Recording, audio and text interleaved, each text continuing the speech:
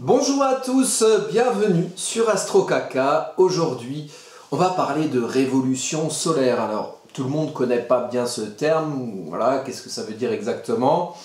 Alors, quand on parle de révolution solaire, donc on peut dresser son thème, sa révolution solaire, c'est un peu le thème natal pour une année. C'est-à-dire que vous avez votre thème natal qui est une période fixe, une carte fixe qui ne bouge pas, qui évolue pas, comme la carte des transits qui bouge chaque jour, les planètes, elles avancent chaque jour, elles bougent sur la roue zodiacale.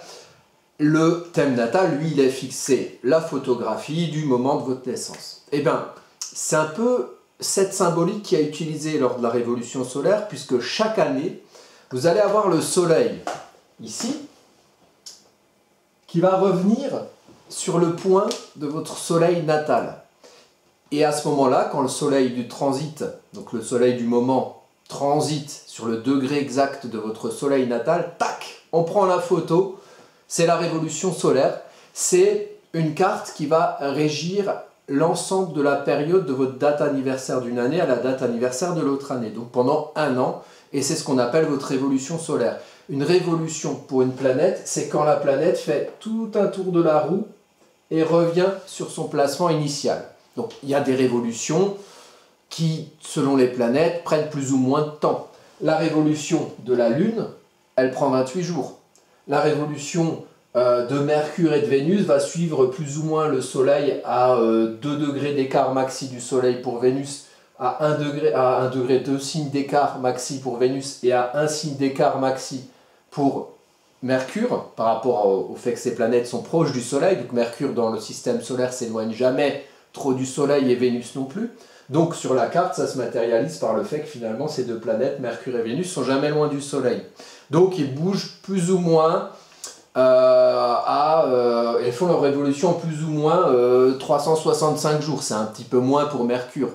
Mais le Soleil, c'est 365 jours, c'est une année. C'est la révolution du Soleil, donc d'où le terme révolution solaire.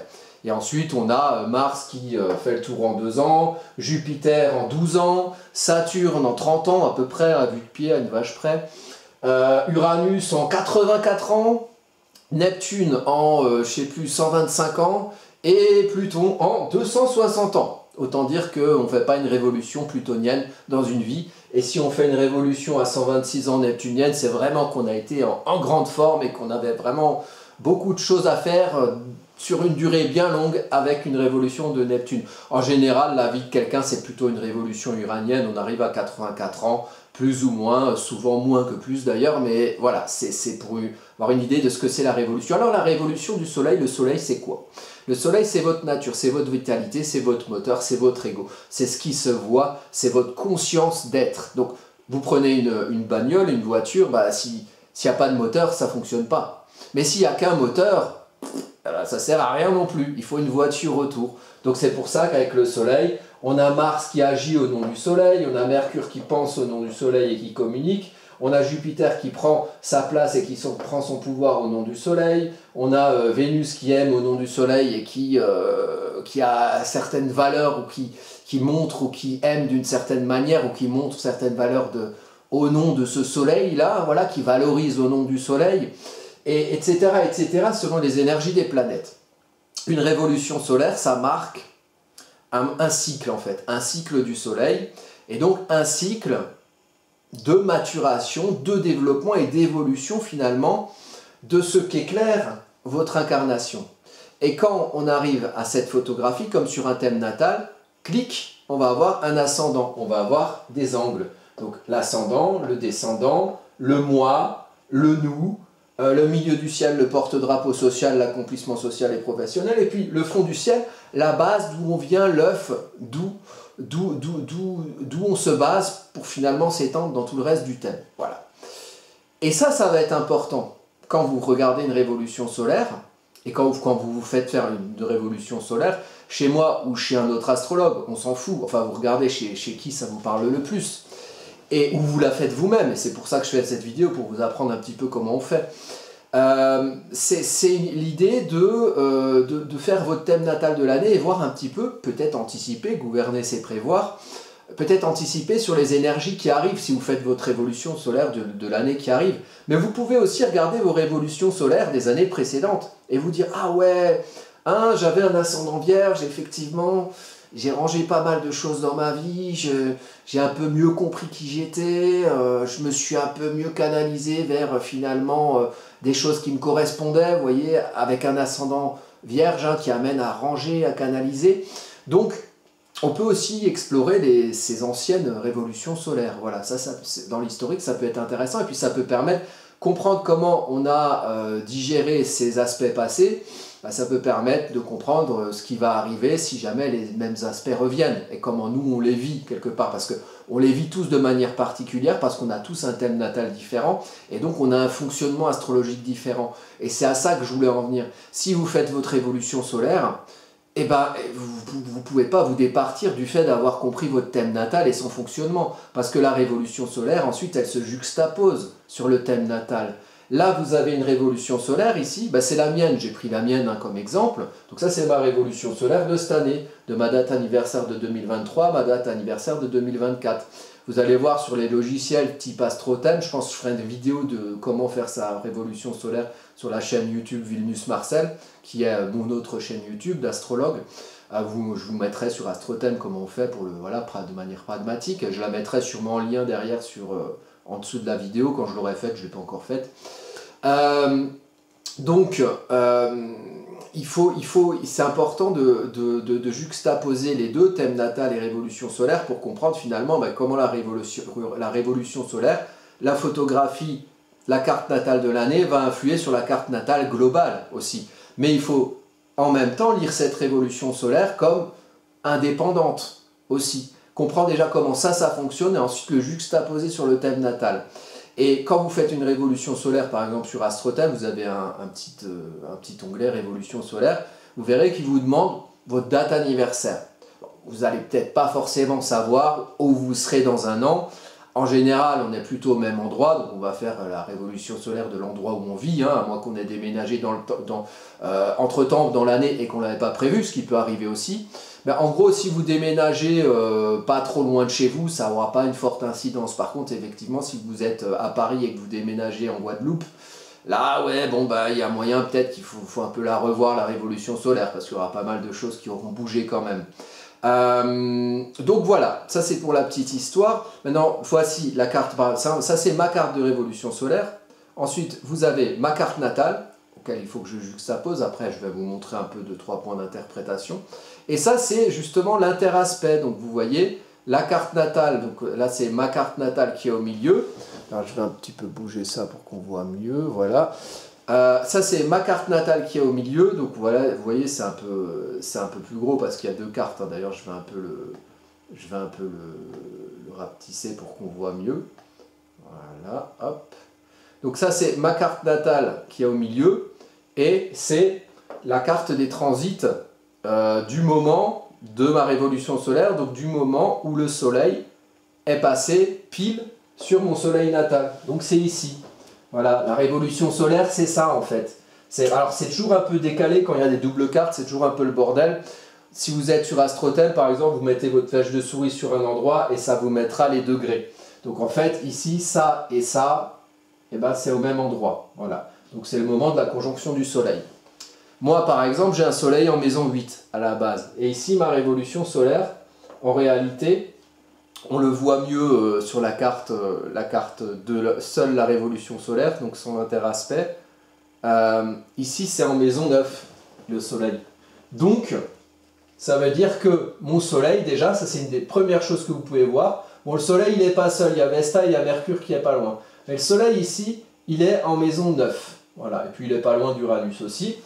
Donc, ça veut dire que cette année, mon soleil, l'éclairage de mon incarnation va se faire sur le domaine de la maison 9. Alors la maison 9, c'est quoi? Et vous vous posez toujours les questions comme ça. La maison 9, c'est le domaine de l'expression sociale, c'est le domaine de faire valoir ses idéaux personnels, ce qu'on est soi, l'expression de soi dans son monde social. Bon, il se trouve que j'ai une activité d'astrologue, que je fais mon cake sur Internet, donc j'exprime qui je suis, comment je vois l'astrologie, par le prisme du support astrologique, ça pourrait être autre chose dans mon monde social. Donc, on est plus ou moins dans quelque chose pour l'année qui vient qui correspond à ce que je fais. Ça tombe bien, on est en taureau, le taureau aime bien les habitudes, voilà, le mouvement uranien pour le taureau, ben on le vit tous, on a tous du taureau dans notre thème et Uranus fait son effet chez tout le monde, hein. Vous avez remarqué que depuis 2019 qu'Uranus est rentré en taureau, le confort, le bien-être de son corps et de sa matière et de son dans son environnement, bah, ça a été bien bousculé, hein. Je ne parle pas de tout le contexte historique, géopolitique et tutti quanti. Donc, ça, déjà, ça éclaire le domaine de la maison 9. L'expression sociale, très bien. Dans la nature du signe, puisque le soleil, vous n'allez pas le changer, vous avez un soleil en taureau, en gémeaux, en lion. D'ailleurs, vous voyez, moi par exemple, je fais cette vidéo sur la révolution solaire. On est dans un moment lion, hein, on est le, je sais plus, le 6 août ou quelque chose comme ça, le 4 août. Donc on est en plein milieu du signe du lion, le signe solaire, le soleil mis en évidence. Donc je fais voilà, je sais pas, intuitivement une vidéo sur la révolution solaire à ce moment-là. Et donc, le soleil, dans la maison, ça va être important. Mais après, vous avez l'ascendant aussi. L'ascendant, c'est vraiment, c'est très personnel, l'ascendant. L'ascendant, sur une journée, il bouge d'un signe toutes les 2 heures, hein, d'1 degré toutes les 4 minutes. Donc, ici, on a un ascendant à 10 degrés de la Vierge, c'est pas anodin. Ça veut dire qu'il y a une personnalisation de l'ambiance astrologique pour vous-même, pour vous, par votre apprentissage de personnalité. Ce qu'on apprend à être à l'ascendant, l'ascendant c'est toujours une épreuve parce que c'est comprendre l'ombre du signe pour en cerner la lumière. Ça veut dire que moi, par exemple, cette année, il va falloir, et j'aime pas ça, la Vierge, moi, c'est personnel, la Vierge, ça me fait chier, quoi. Ça me fait chier. Et pourtant, j'ai une lune en Vierge. Mais le côté rangé, méticuleux, machin, moi, je suis plus à l'aise avec le poisson. Et vous voyez qu'ici, dans le poisson, on m'a mis un Saturne, donc restriction, limitation, donc ça veut dire en gros, Coco, cette année tu vas un peu ranger. Et si pour ta boîte d'astro, il va falloir que tu fasses plus de compta et d'administratif, ben, il va falloir t'y astreindre. Hein. Et sinon, les épreuves de la vie, elles vont te dire, oh là là, t'as mal fait ta compta, t'as mal administré les choses et ça va pas aller. Donc, esprit de rangement, tourné vers moi, hein. C'est le moi ici l'ascendant. Donc, apprentissage de l'ombre de la Vierge, l'ombre de quelque chose qui est un peu méticuleux, voire perfectionniste, voire maniaque un petit peu, mais il faut s'astreindre à faire les choses de manière un peu carrée, ordonnancée, rangée. Et puis on peut aussi avoir affaire à l'ombre de l'esprit un peu étriqué de la Vierge qui veut tout encoder dans des codes très petits, très détaillés, dans lesquels on n'est pas toujours à l'aise et on se sent un peu serré. Et on sent qu'on a mis ces petites chaussettes sales dans des tiroirs un petit peu trop petits. Et d'ailleurs, il vaut mieux éviter les chaussettes sales parce que la Vierge, ça aime bien le propre. Voilà, donc on range, on fait le ménage, on trie, on discerne le bon grain de livret. Et parfois, ça peut provoquer des ressentis. Vous verrez que je ne parle pas pour rien des ressentis. Un peu enfermant, un peu étriqué. C'est comme... les gens qui viennent vers vous et qui vous disent il faut faire comme ci, il faut faire comme ça, comme des gens, il n'y en a pas eu beaucoup d'ailleurs, ça m'a bien étonné, mais il y en a eu quelques-uns quand même qui sont venus me dire Astro Caca, il ne faut pas appeler votre chaîne comme ça, mais c'est une honte, ou alors ah là là, c'est une mauvaise image de l'astrologie, ou vous chiez sur l'astrologie, ou je ne sais pas quoi. Non, moi c'est pas comme ça que je l'ai pensé. Après, qu'on pense ça du truc, moi je l'entends, il n'y a pas de souci, c'est pas très commun. Mais en fait, c'est moi qui fais, enfin voilà, si ça, ces gens-là, je leur dis, mais si ça vous plaît pas, mais c'est pas grave, vous allez voir autre chose. Et moi j'aime bien les autres choses, hein, toutes les autres chaînes d'astro, souvent c'est de la qualité. Et que des choses que moi j'estime être de la qualité, ils n'aiment pas ce que je fais moi, c'est pas grave. Ça ne m'empêche pas de les regarder. Par contre, qu'ils ne viennent pas m'expliquer leur code, leur façon de faire, leur ménage à eux, parce que ce n'est pas mon ménage à moi. Et moi, je sais que je n'ai pas de mauvaises intentions envers quoi que ce soit par rapport à ça. C'est une sorte de libération personnelle. Et une sorte aussi de manière pour moi de me libérer des codes restrictifs d'autres qui me cassent les couilles, donc astro caca. Et puis si tu penses que c'est de la merde, eh ben, c'est marqué dessus, hein, qu'est-ce que je te dise. Donc voilà, c'est une espèce de filtre à caca qui empêche toute cette énergie étriquée vierge de venir vers moi. Des fois elle vient quand même, parce que voilà, on ne peut pas tout filtrer non plus. Et puis c'est pas grave, on explique et on n'a pas tous les mêmes codes. Il faut être un peu ouvert, hein. La Vierge des fois c'est un peu comme ça. Donc c'est peut-être des choses que je rencontrerai encore cette année. Moi je leur explique à ces gens, vous savez, oui mais vous dites, oui, mais vous associez le caca à l'astrologie, c'est vraiment pas bien. Je dis oui, je comprends. Et moi, c'est ma manière de faire. Mais imaginez tous ces gens qui sont très, comment dire, qui sont très croyants vers le caca, qui estiment le caca comme une très belle chose, mais qui n'aiment pas l'astro. Est-ce que ça leur fait pas mal à eux aussi que j'associe l'astro au caca? Est-ce qu'ils estimeraient pas? Alors eux sont plus ouverts d'esprit, les adorateurs du caca, parce qu'ils ne m'ont pas encore fait de commentaires. Peut-être qu'un jour, peut-être ça va arriver cette année. Les adorateurs du caca me disent ouais, vous nous faites chier avec votre astro, le caca c'est pur, le caca c'est beau, arrêtez d'associer votre connerie d'astro avec le caca. C'est possible aussi. Moi je suis un peu balance, donc j'ai toutes les signes et les maisons inversées. Alors à chaque fois je pense du point de vue opposé. C'est un peu l'esprit de contradiction. Mais des fois, c'est pas mal. Des fois, c'est trop. Des fois, mon entourage, ça l'emmerde un peu. Mais bon, bah, on est comme on est. Mais on a aussi le droit de s'améliorer et d'écouter les conseils des autres. Et notamment, ben, voilà, de ceux qui font valoir leur voix, qui disent que Astro Caca, c'est pas nécessairement leur truc. Mais je comprends bien. Je comprends bien que c'est le truc d'autres personnes. Et puis, il y en a plein, en vrai. Et ça, c'est ce qui me plaît dans cette chaîne, qui s'en foutent. Au bout d'un moment, on parle jamais de caca ici. On s'en fout du caca, en vrai, enfin on s'en fout. Moi j'aime bien la symbolique du caca, c'est très scorpion, c'est très taureau, ça ressemble à des choses de mon thème, et puis voilà. Et puis l'idée de cette chaîne c'est aussi de, voilà, je suis un être humain avec toute sa subjectivité, je fais de l'astrologie, et je mélange tout ça, et puis je vous le donne voilà, en pâture, et vous en faites ce que vous voulez. Et en général, voilà, on discute bien ensemble, et c'est plutôt très bienveillant. Et moi, j'ai trouvé que c'était une très belle surprise pour moi que ce soit, voilà, que ce côté provocateur soit plutôt bien pris hein, en règle générale. Donc ici, on est dans la Vierge. Et quand je vous parle d'humeur et de sensibilité et d'émotion, moi, je sais qu'ici, j'ai ma lune à 8 degrés de la Vierge. Donc j'ai ma lune côté maison 12, mais vraiment conjoint à l'ascendant sur cette révolution solaire. Donc, il y a un enjeu aussi peut-être pour moi de trier dans mes émotions et de comprendre avec l'énergie mentale mercurienne vierge, finalement, qui est aussi à côté du Soleil, en mode rétrograde, puisqu'à mon anniversaire, le 2 mai, Mercure était rétrograde, et Mercure va rétrograder dans pas longtemps, en fin août, en Vierge, dans un autre signe de Terre, et d'ailleurs, il va rétrograder au niveau de l'ascendant de ma révolution solaire, donc il y aura un écho comme ça de compréhension, faire le tri dans ses émotions, et puis essayer de comprendre avec l'énergie rationnelle mercurienne de la Vierge, qui range ce que je disais, l'origine finalement du sens que je donne aux choses, d'où ça vient, pourquoi je fais ça, maintenant j'ai une activité d'astrologue qui s'appelle Astro Caca, c'est particulier, pourquoi je fais mon cake sur YouTube, vous voyez, et ça c'est des choses dans une révolution solaire qui sont possibles qui est possible de se poser pour moi, mais ce que je veux dire c'est pas, je vais pas vous raconter ma vie, mais l'ascendant dans la révolution solaire c'est important. Le maître d'ascendant, il est important. Et quand le maître d'ascendant, il est connecté au soleil comme ça, alors c'est facile pour un ascendant mercurien parce que Mercure n'est jamais très loin du soleil, mais là, il est quand même 10 et 11 degrés, il est à moins d'1 degré du soleil, donc c'est quand même proche. Il y a une notion de compréhension des choses. Compréhension des choses, de ce qu'on est, de ce qui émane de soi, maison 1, personnalité, ascendant, hein, faire le tri. Dans la maison 9, monde social. Donc on est complètement dans ce que je fais. Moi, quand je vois ça, je me dis, bon, bah...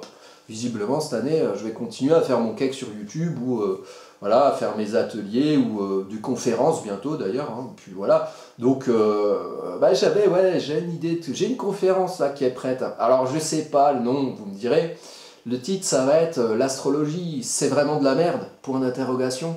C'est bon, ça correspond au... puis voilà, ce sera la petite histoire alors je sais pas si j'intégrerai des chansons guitare, parce que bon, pour ceux qui ont suivi la chaîne depuis le début, je faisais des la la la la la, avec l'astrologie je le fais plus trop, mais on verra, voilà, mais c'est un truc, voilà, j'ai un tour de France qui est prévu, voilà. D'ailleurs, hein, vous pouvez me contacter sur l'adresse vildusmarcel.com si vous souhaitez m'accueillir pour des ateliers ou des conférences en France. J'avais prévu de bouger d'ici fin d'année 2023-2024.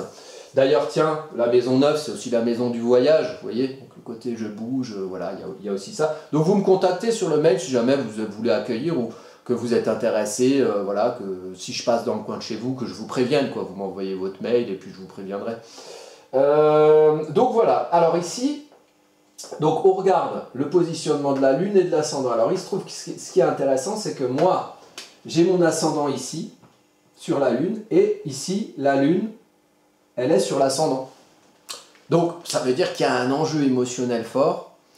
à comprendre qui je suis, en global, ascendant balance à 7 degrés, là où il y a la lune elle a combien? Elle est à 3 degrés. La lune est pile sur mon Pallas Athéna, en balance. Donc, stratégie. Stratégie peut-être, après ça me concerne, hein, pour m'équilibrer moi, équilibrer ma vie relationnelle en fonction du sens que je donne aux choses, et surtout avec la lune, toujours aller fouiller à l'origine. La lune, c'est la source, d'où ça vient?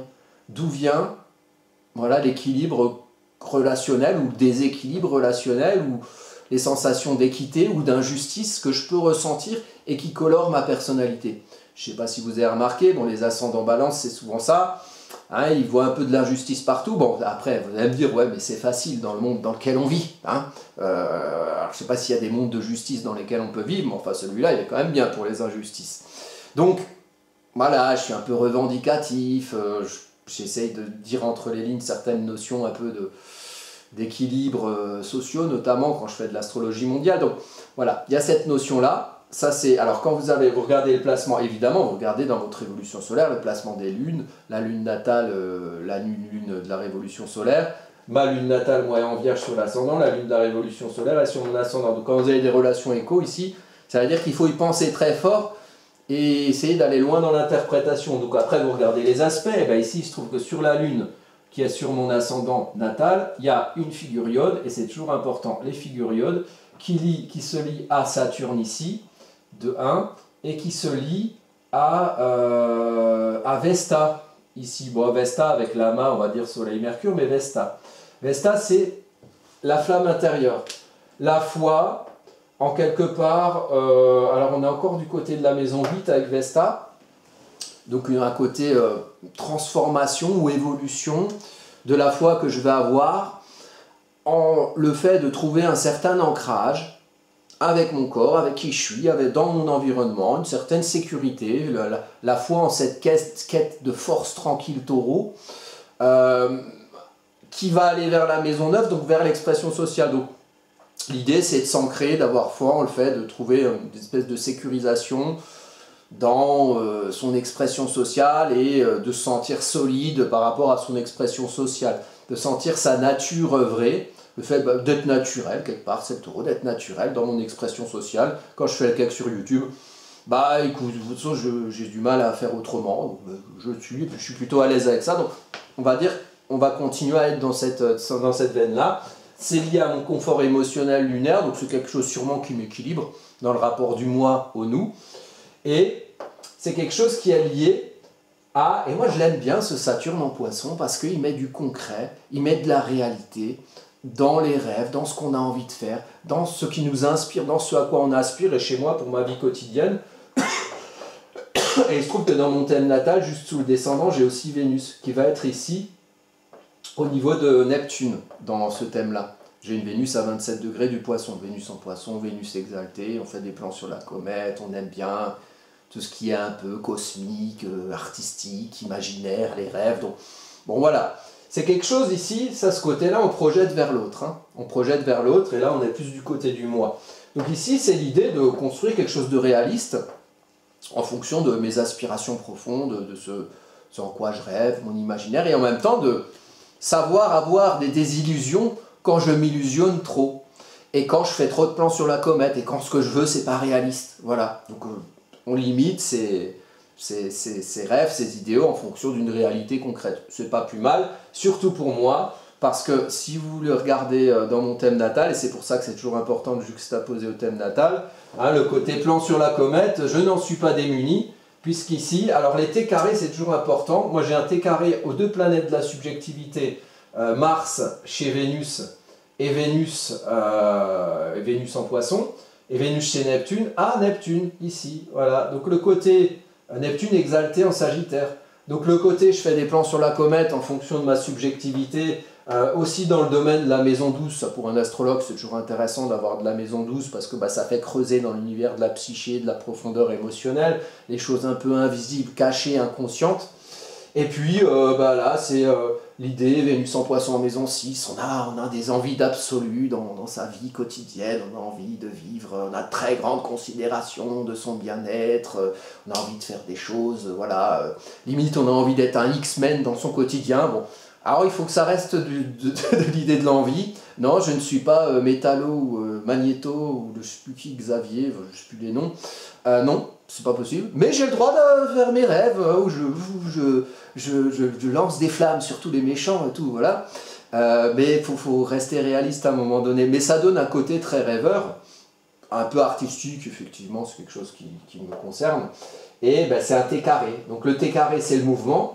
Et en même temps, c'est du challenge. Donc il faut accorder un peu les violons. Il faut remettre les choses, voilà, remettre les choses un peu dans voilà, la vie quotidienne. Poisson, c'est bien, mais ça reste une vie quotidienne. Hein. La maison 6, c'est analogique à la Vierge. Là, ici, ascendant Vierge dans ma révolution solaire. Donc on remet, voilà, on canalise un petit peu l'envie, les aspirations, les émotions, ce qu'on a envie de faire, les espoirs qu'on a.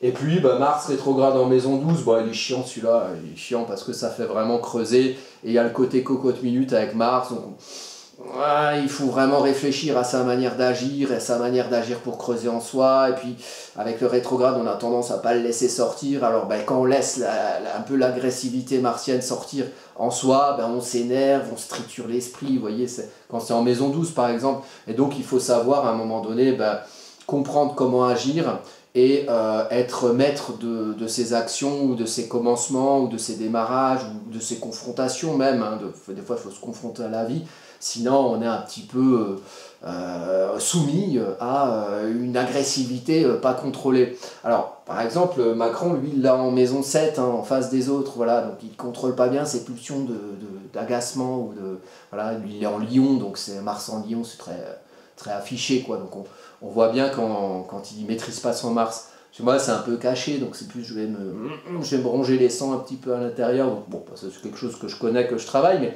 ça, c'est quelque chose qui, dans un thème natal, va être important, ce que vous avez en maison 12, et notamment près de l'ascendant.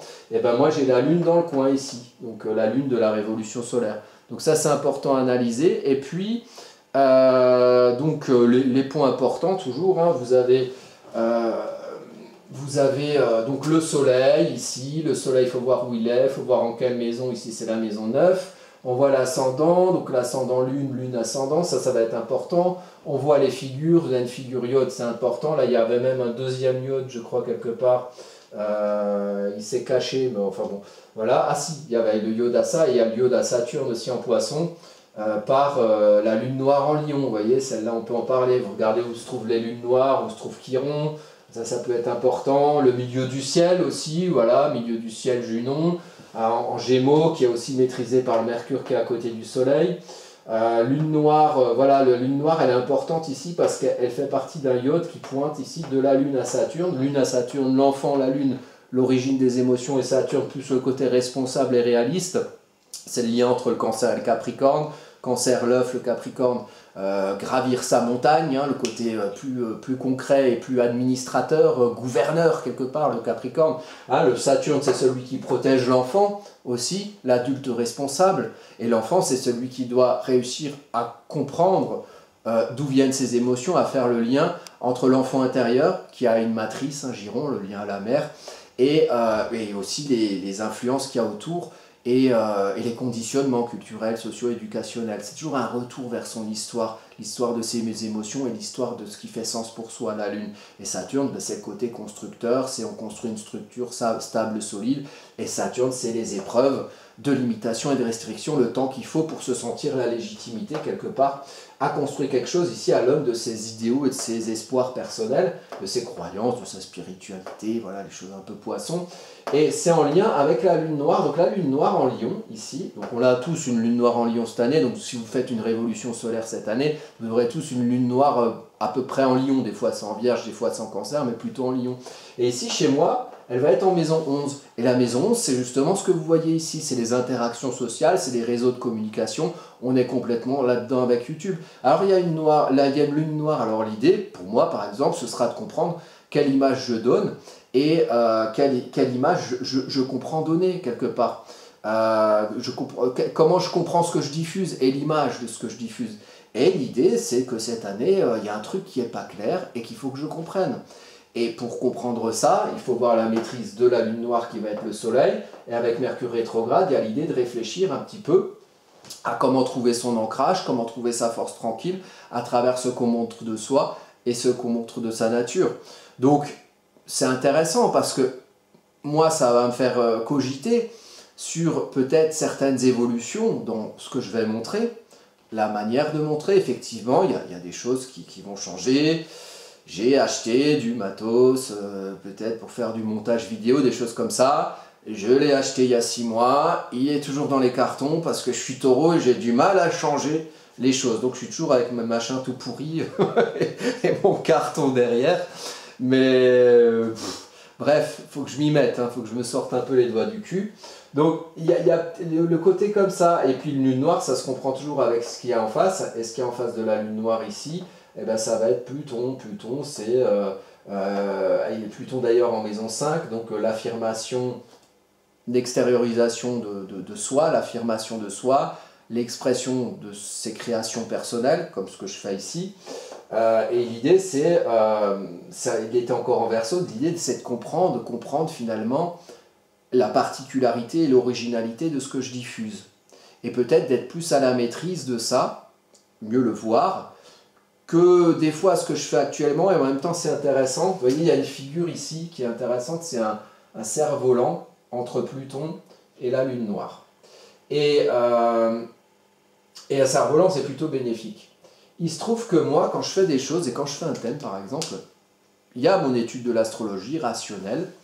Voilà, j'ai beaucoup étudié, j'ai beaucoup d'expérience, j'ai fait plein de thèmes, et ça me permet d'avoir une expertise, très bien.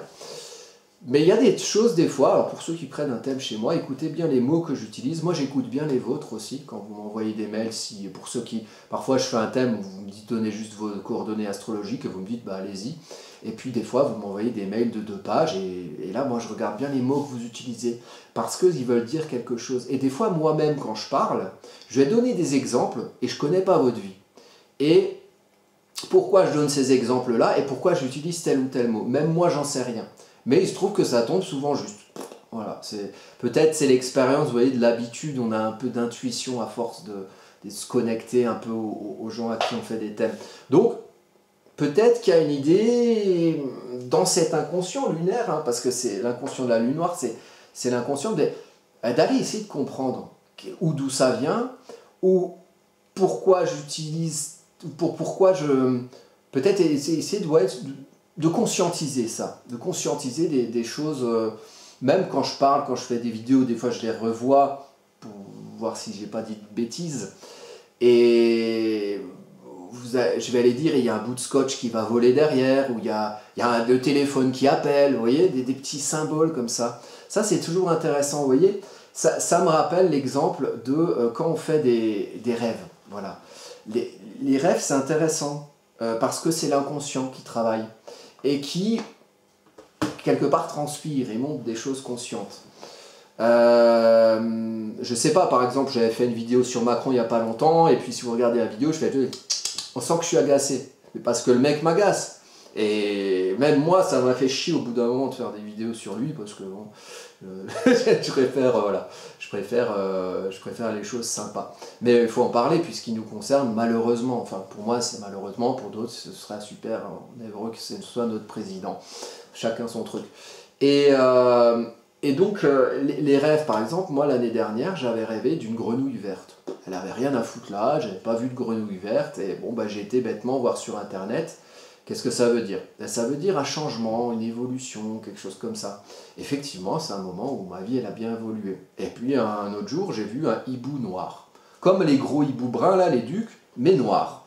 Dans une grotte, et puis qui me regardait. Puis qui n'était pas agressif, il me regardait. Et j'étais voir les symboliques. Ah, bon, j'ai vu des trucs, la mort, tout ça. Je me dis, oh, ça fait chier, c'est de la merde. Eh ben, résultat, à quelqu'un de mon entourage qui est bien mort, voilà, pas loin enfin, à côté de moi symboliquement, pas physiquement, enfin voilà, c'était bien proche. Et donc, cette idée de lune noire en Lion, c'est peut-être d'aller faire la lumière sur un inconscient que parfois les autres voient avant nous-mêmes. Et ça, c'est intéressant à travailler globalement sur l'année pour tout le monde, puisque globalement, la lune noire est en Lion. Une lune noire en Lion, surtout si, par exemple, j'ai fait des thèmes des gens qui l'ont proche du soleil, une lune noire en Lion, et une lune noire en général, les autres la voient mieux que nous. Parce que nous, on a la tête dans le guidon, et l'idée d'une lune noire, c'est toujours de prendre du recul. les autres ont plus de recul sur nous que nous-mêmes. Et surtout les autres qui nous connaissent bien. Parce que ceux qu'on croise dans la rue, il n'y a pas affiché lune noire, quoi. Donc voilà, la révolution solaire, alors je voulais juste terminer sur ça. La révolution solaire, c'est ça, c'est une carte. C'est une photographie, un thème natal de l'année. Alors si vous faites une révolution solaire chez moi, vous aurez l'interprétation de cette carte, de la carte natale avec, enfin la carte natale, disons que si vous faites une révolution solaire et que vous n'avez jamais fait de thème natal, moi je suis obligé de faire votre thème natal, sinon c'est pas sérieux. Si je ne comprends pas votre fonctionnement global, je ne pourrais pas comprendre votre fonctionnement sur une année. Il faut d'abord comprendre le fonctionnement global, ça paraît logique. Donc c'est une double étude quelque part, c'est thème natal plus révolution solaire. Et ensuite, évidemment, on étudie le lien entre les deux, entre le thème natal et la révolution solaire, comme ici, là, sur cet interaspect. Et on regarde l'interaspect, il est intéressant pour voir le positionnement des planètes. Donc là, on voit que globalement, on est pas mal sur la maison 8 natale, donc une notion quand même de transformation. On a la Lune sur l'ascendant, et on a plutôt les choses projetées, les planètes projetées vers l'autre, vers le nous. Voilà, quelque chose qui va être travaillé cette année. Quand on fait un travail sur soi, on a plutôt des planètes de ce côté. Voilà, mais néanmoins, il y a quand même la Lune ici. Et la Lune qui maîtrise le Cancer, où j'ai mon milieu du ciel et mon nœud lunaire nord. Donc il y a quand même un lien avec voilà, mon accomplissement social et professionnel que vous voyez ici, puisque bah, c'est ma profession, astrologue. Voilà, donc il y a cette révolution solaire. J'ai fait en fait j'ai changé un peu mes prestations. Il y a toujours l'étude en transit que je faisais avant. L'étude en transit, c'est les moments de l'année. Alors, ça ne m'empêche pas de faire un peu d'astrologie horaire et de voir la carte du moment où je fais l'étude pour voir un peu l'ambiance. Et ensuite, vous allez avoir 8 à 10 cartes, à peu près, hein, selon ce que je fais dans l'étude, qui seront interprétées à chaque fois. Donc ça fait, voilà, c'est un travail différent. Vous aurez des dates, avec les dates, qu'est-ce qui se passe, quelle évolution, voilà. La révolution solaire, c'est une carte. Une carte qui s'interprète un peu à la manière d'un thème natal. Après, ça ne m'empêchera pas de vous dire globalement, bon ben, dans cette période, il y aura telle ou telle planète, voilà. Mais ce ne sera pas l'étude de cartes précises de moment, ce sera l'étude d'une carte globale comme un thème natal. C'est ça la révolution solaire. Et donc dans la révolution solaire, si vous faites vous, votre révolution solaire, ce sera toujours important de regarder où se trouve le soleil dans quelle maison, où se trouve l'ascendant et le maître d'ascendant. Et vous faites ça. Vous regardez la Lune aussi, où se trouve la Lune, et ensuite vous associez avec votre thème natal. La Lune, par exemple, ici, elle se trouve sur mon ascendant. Voilà. L'ascendant ici, il se trouve sur ma Lune. Donc déjà, là, on a un bon truc. Je ne vais pas aller plus loin dans l'interprétation, mais c'est quelque chose que moi je propose. Je l'ai rajouté sur mes prestations, parce qu'il y a pas mal de gens qui me demandaient de faire leur révolution solaire, ce que je faisais, mais je ne l'avais pas nécessairement sur le site AstroCaca. Donc, du coup, je l'ai mise. Voilà, j'ai mis cette prestation en plus. Donc voilà, vous avez les vidéos explicatives de mes prestations. Et vous avez, voilà, à chaque fois, hein, le thème natal, ça ne change pas. Et vous avez l'étude du thème, est-ce qu'on le voit d'ailleurs? Ouais, voilà. L'étude du thème sur une année, ça c'est beaucoup de cartes avec les moments et les périodes. Et vous avez la révolution solaire qui a un thème natal voilà, sur une année, l'enjeu d'une année, l'enjeu global. Voilà. Donc, à vous de voir si vous préférez avoir vos moments et un petit peu le cheminement et à chaque fois les cartes, en mars il peut se passer ça, en avril il peut se passer ça, ou si vous voulez quelque chose de global, ou alors à la limite si vous voulez les deux, là, dans ce cas-là vous m'envoyez un mail et puis on voit ce qu'on fait. Mais la révolution solaire, c'est vraiment l'ambiance, la photographie de l'année. Et bon, comme on m'en a demandé pas mal là les derniers temps, c'est quelque chose que j'ai décidé de rajouter, même si je les faisais déjà, mais je les ai rajoutés officiellement sur le site. Donc pour ceux qui veulent commander, vous pouvez toujours commander. Voilà, si ça vous botte, et si mes interprétations vous parlent. Et sinon, la plupart des astrologues font ça. Donc si vous avez envie de savoir un peu l'ambiance de votre année, vous demandez une révolution solaire. Et si vous voulez la faire vous-même, je ferai une vidéo d'utilisation d'Astrothème. J'ai pas de billes chez Astrothème, j'en ai rien à foutre, c'est parce qu'il est pratique à utiliser, qu'il est plutôt juste. Donc je les mettrai une vidéo sur la chaîne YouTube Linus Marcel, abonnez-vous si ça vous tente. Je mettrai précisément voilà comment on fait, et puis je parlerai aussi peut-être plus précisément de ce que je propose. Mes études, c'est à chaque fois pour chaque étude un écrit et un audio, un écrit de peu près 5 pages et quelques, et puis un audio d'au moins 1 heure, souvent bien plus, parce que je ne compte pas. Et Et donc, quand vous faites une révolution solaire, vous avez un oral et un écrit enfin un audio et un écrit pour le thème natal, plus un audio et un écrit pour la révolution solaire. Donc en fait, c'est une double étude, c'est pas une simple étude. Et le thème natal, par exemple, c'est une simple étude avec un audio et un écrit. Et du coup, ça c'est moins cher, forcément. Voilà, et bien écoutez, je vous remercie de votre attention, de votre fidélité. Vous me donnez plein de travail en ce moment, donc c'est carrément chaud pour moi de faire des vidéos. Bon voilà, j'essaie quand même de m'astreindre à 2 vidéos par semaine. Et puis voilà, puis si vous ne voulez pas commander, il y a AstroCaca, c'est très bien. Ça permet d'apprendre l'astrologie et de le faire soi-même. Voilà, donc vous faites comme vous voulez. Si vous avez besoin de mon expertise, je me tiens à votre disposition. Puis je vous remercie pour tous les commentaires sympas que vous mettez sous les vidéos. Et je vous dis à bientôt pour une prochaine vidéo.